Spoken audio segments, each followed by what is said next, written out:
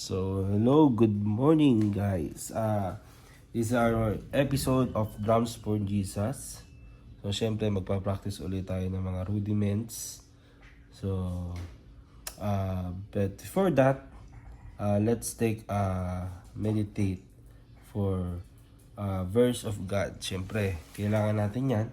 So, ang verse natin ngayon ay ang scripture. The scriptures is Acts chapter 16 verse 25. So, sabi dito, about midnight, Paul and Silas were praying and singing hymns to God. So, itong binabasa ko tong every morning ay our daily bread. So, kung babasahin natin, so hindi ko na babasahin yung buong chapter. Kung babasahin natin yung buong chapter 16:26, dito, ikinikwento dito na sila Paul and Silas ay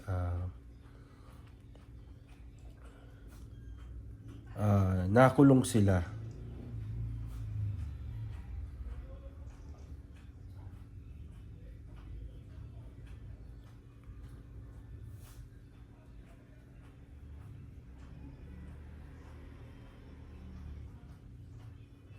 Nakulong sila Paul and Silas.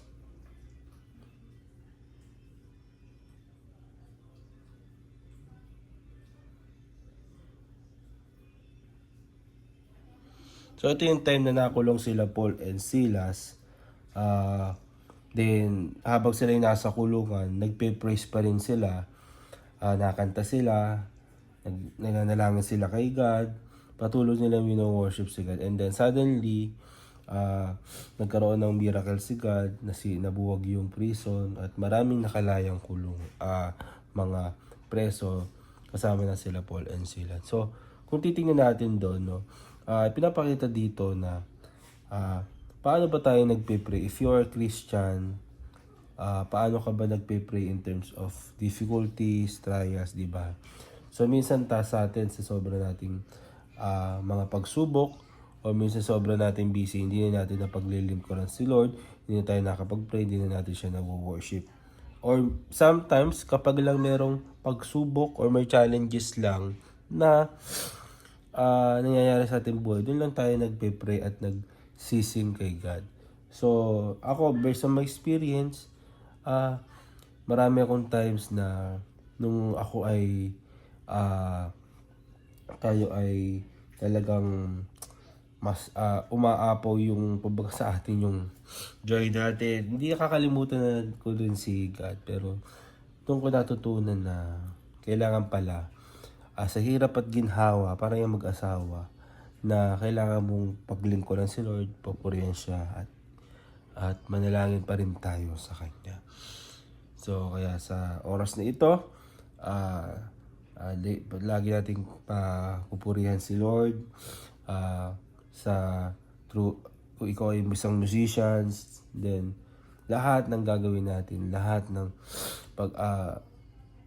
bilang isang musician, di ba, sa mga worship team, sa mga practice, minsan tinatamad tayo, minsan inuuna natin yung iba, pero kailangan i-priority pa rin natin si Lord. Kailangan always give the best for Him, no? So, yun lang. At ngayon, ang pag-aaralan natin ay ito. Teka lang. May pala ako.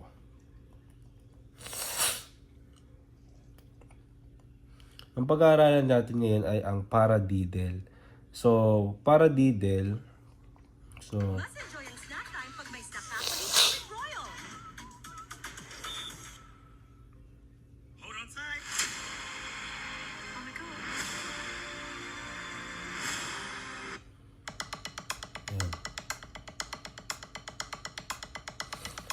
So, ito paradiddle. So, right, left, right, right, left, right, left, left. So, madali lang to, guys. So, meron ulit tayong 8 notes, 16 note, and 30-second notes. So, para hindi tayo ganun katagal,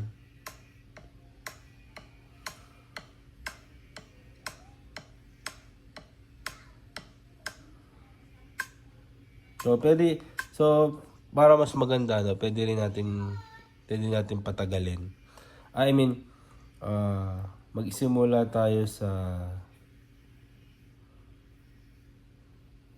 8 notes, 3 minutes 8 notes, 60 beats per minute, and 3 minutes 16 notes, and 3 minutes 32 seconds, and then yung mix.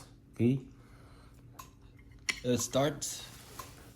So, left, right, left, left, right, left, right, right, left, right, left, left, right, left, right, right, left, right, left, left, left, right, left, left, right, left. Ipo-focus ko muna pala. Hindi pala naka-focus.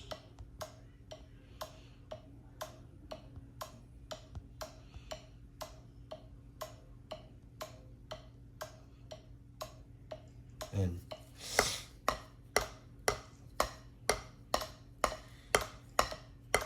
So, 3 minutes.